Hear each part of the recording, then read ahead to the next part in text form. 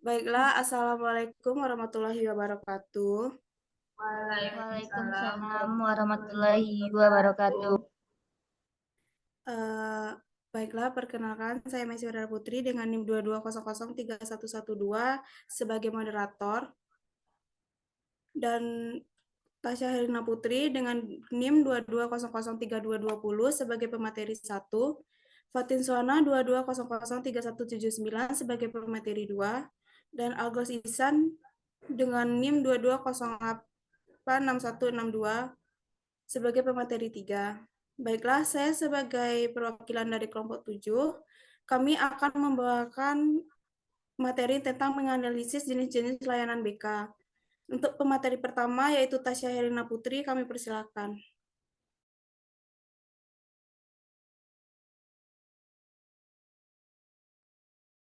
Baik, terima kasih kepada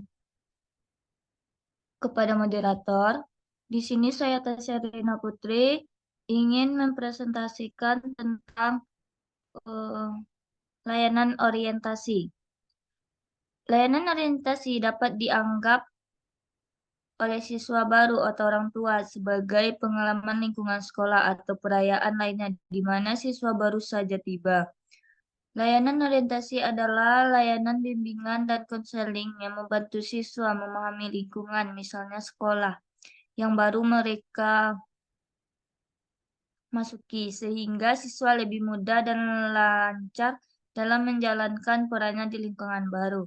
Agar siswa lebih mudah beradaptasi, terutama terhadap gaya hidup di lingkungan baru yang dimasukinya. Demikian pula orang tua siswa diharapkan dapat memberikan dukungan yang diperlukan untuk keberhasilan anak keberhasilan anaknya dengan memahami kondisinya yang ada, situasi dan persyaratan sekolah anak-anak mereka.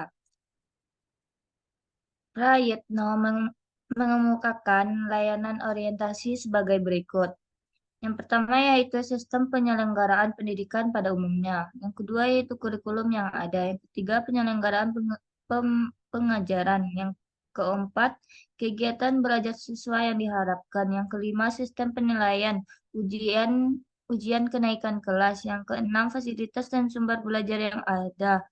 Contohnya ruang kelas, labar, pustaka. Yang ketujuh yaitu fasilitas penunjang, sarana olahraga, rekreasi, layanan kesehatan. Yang kedelapan yaitu staf pengajaran dan tata usaha. Yang kesembilan yaitu hak dan kewajiban siswa. Yang kesepuluh yaitu organisasi siswa. Sementara materi layanan orientasi dapat juga ditambahkan sebagai berikut.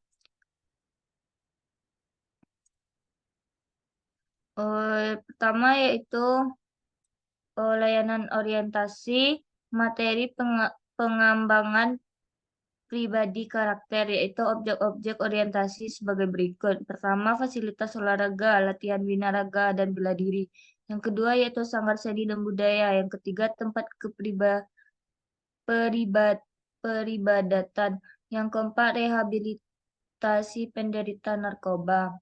Yang kedua yaitu layanan orientasi, materi pengembangan hubungan sosial karakter, yaitu objek-objek orientasi sebagai berikut. Yang pertama yaitu kegiatan gotong royong, yang kedua yaitu perjamuan, yang ketiga yaitu seminar, lokakarya, diskusi dan kegiatan kelompok lainnya. Yang keempat yaitu rapat besar. Selanjutnya yaitu layanan orientasi materi pengembangan kemampuan belajar, yaitu materi orientasi sebagai berikut. Yang pertama yaitu lembaga lembaga bimbingan belajar, yang kedua yaitu fasilitas belajar di satuan pendidikan, yang ketiga perpustakaan sekolah, perpustakaan daerah, yang keempat yaitu satuan-satuan pendidikan dengan pola belajar tertentu. Yang kelima yaitu perguruan tinggi. Dalam layanan orientasi dengan materi pengembangan pemi- pemi- pemi- peminatan dan kemampuan belajar perlu ditekankan nilai-nilai karakter dalam belajar seperti disiplin, ulet, dan kerja keras, kewajiban pengembangan potensi diri secara optimal. Iya, yang keempat yaitu layanan orientasi, materi pengembangan wawasan, arah, dan implementasi, karir, yaitu objek-objek orientasi karir terkait dengan aspek-aspek KKNI. Seperti berikut. Yang pertama yaitu nama, bentuk, dan kondisi berbagai lembaga pendidikan lanjutan, seperti jalur jenjang dan jenisnya. Yang kedua yaitu kursus keterampilan.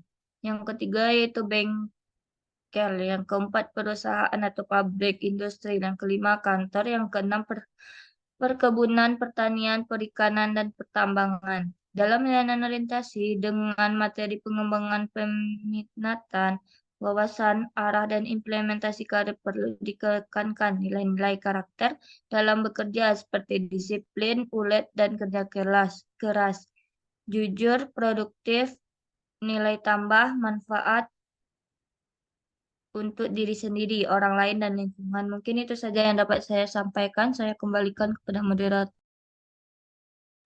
Baiklah, terima kasih kepada Tasya Helena Putri. Untuk pemateri kedua, Fatin Suwana, kami persilakan. Terima kasih kepada moderator. Saya akan membacakan materi kedua, yaitu layanan informasi. Layanan informasi adalah layanan bimbingan dan konseling yang memungkinkan peserta didik memperoleh dan memahami berbagai informasi, seperti informasi pendidikan dan informasi karir. Informasi tentang sesuatu dapat dijadikan bahan refleksi dan informasi karir. Informasi tentang sesuatu dapat dijadikan bahan refleksi dan pengambilan keputusan untuk kepentingan siswa. Komunikasi informasi harus diselenggarakan karena beberapa alasan, yaitu untuk memberikan individu berbagai informasi lingkungan yang diperlukan untuk memecahkan masalah yang berkaitan dengan lingkungan, pendidikan, status, dan sosial budayanya.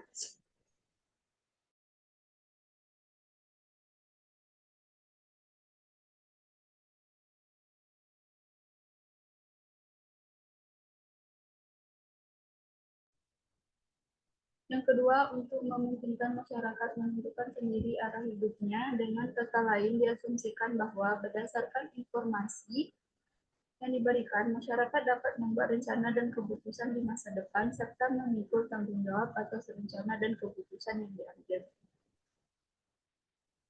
Kebutuhan akan layanan informasi sangat besar, apalagi mengingat masa depan adalah era informasi. Siswa akan tertinggal dan kehilangan masa depannya jika tidak menerima informasi yang diperlukan. Jenis dan jumlah informasi tidak terbatas, namun dalam rangka pelayanan BK, hanya akan dibicarakan 3 jenis informasi, yaitu informasi pendidikan, informasi jabatan, dan informasi sosial budaya.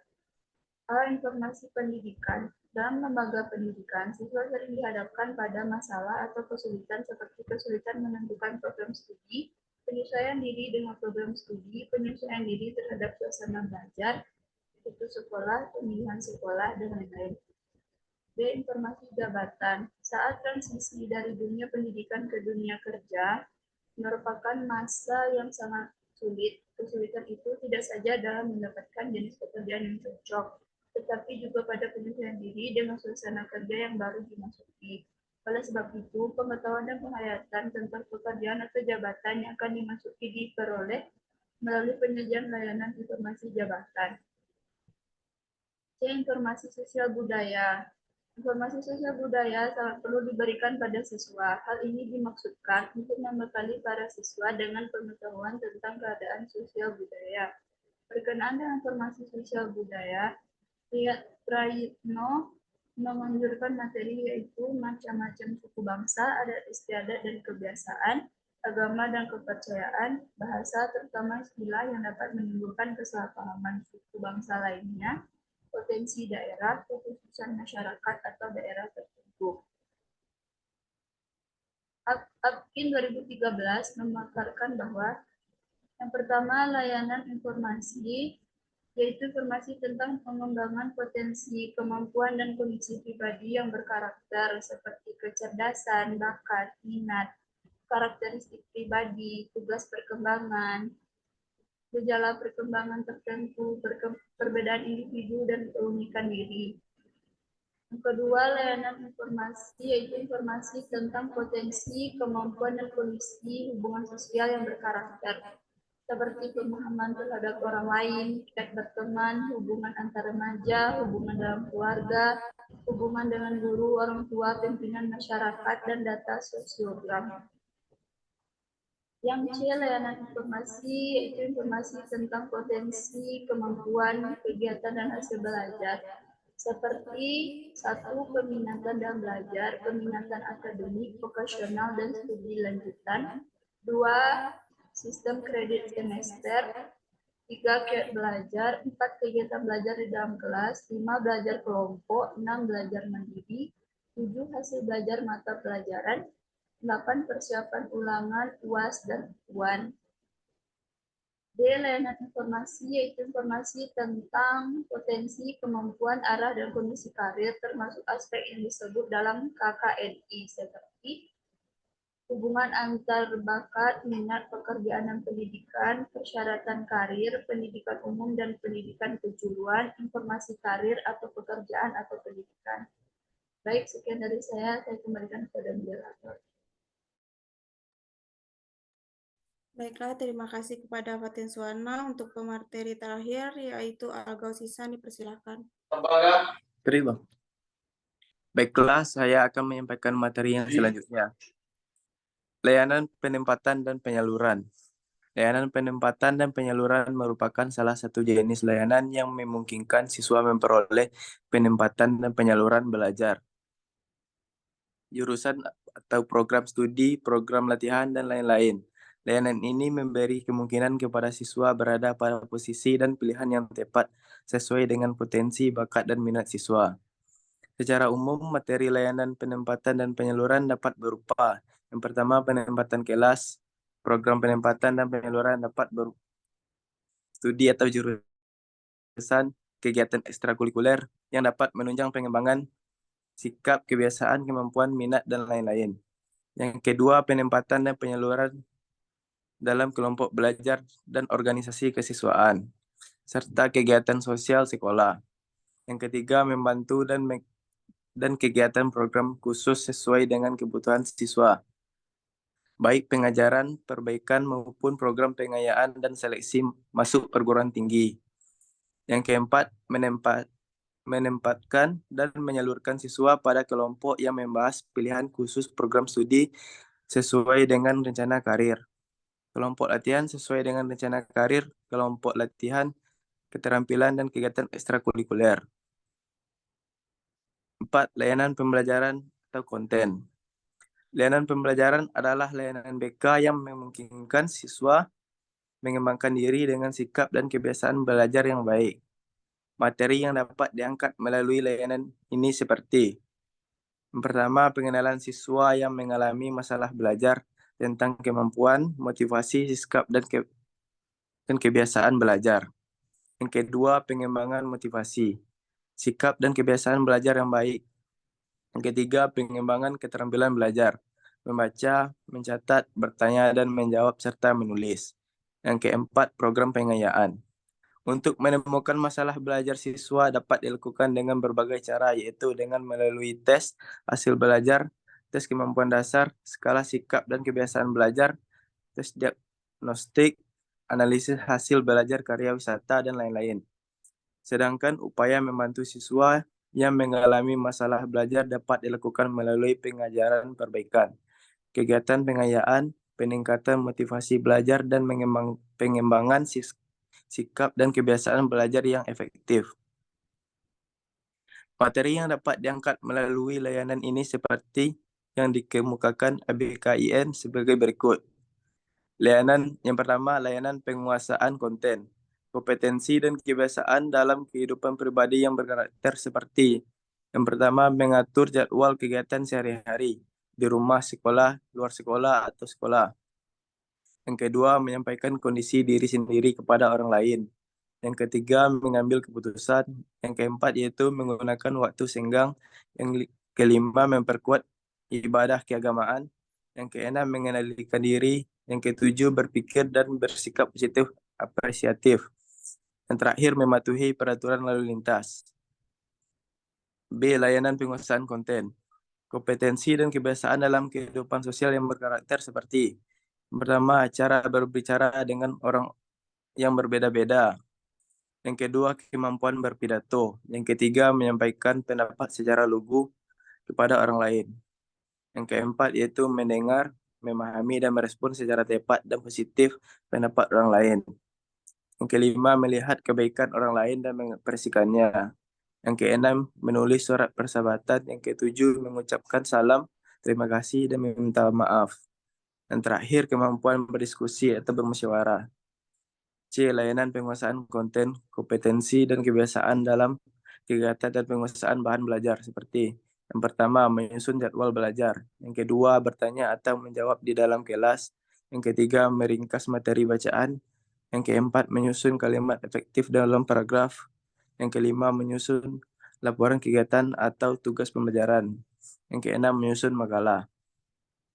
D. Layanan penguasaan konten, kompetensi, dan kebiasaan dalam pengembangan karir seperti yang pertama, menyalurkan peminatan sesuai dengan bakat, minat, kegemaran yang mengarah ke karir tertentu. Yang kedua, memelihara perabotan rumah tangga, pakaian, perabot, peralatan listrik. Yang ketiga, yaitu memperbaiki peralatan sederhana. Yang keempat, menyusun lamaran pekerjaan, kurikulum vitae. Yang kelima, mempertimbangkan dan memilih pekerjaan. Yang keenam, mempertimbangkan dan memilih pendidikan sesuai dengan arah peminatan karir. Materi yang kelima, layanan konseling perorangan, yaitu layanan bimbingan dan konseling yang memungkinkan siswa atau klien mendapatkan layanan langsung tatap muka dengan guru pembimbing dalam rangka pembahasan dan pengentasan masalah pribadi yang dialami siswa. Konseling perorangan ini merupakan upaya layanan yang paling utama dalam pengentasan masalah klien. Ada beberapa teknik konseling yang perlu dikuasai guru pembimbing jika menginginkan proses konseling perorangan berjalan sukses. Demikian juga ada beberapa tahap yang mestinya dilakukan mulai tahap pengantaran, penjelajahan masalah, penafsiran, intervensi, sampai pengevaluasian. Tahap serta teknik konseling semestinya dipahami dan didiskusi oleh guru BK. Hanya itu yang dapat saya sampaikan, saya kembalikan kepada moderator. Baiklah, terima kasih kepada Agus Ihsan. Dengan berakhirnya pemateri terakhir kita, berakhir juga hasil presentasi dari kelompok 7. Jika ada kesalahan kata, mohon maaf. Assalamualaikum warahmatullahi wabarakatuh. Waalaikumsalam warahmatullahi wabarakatuh.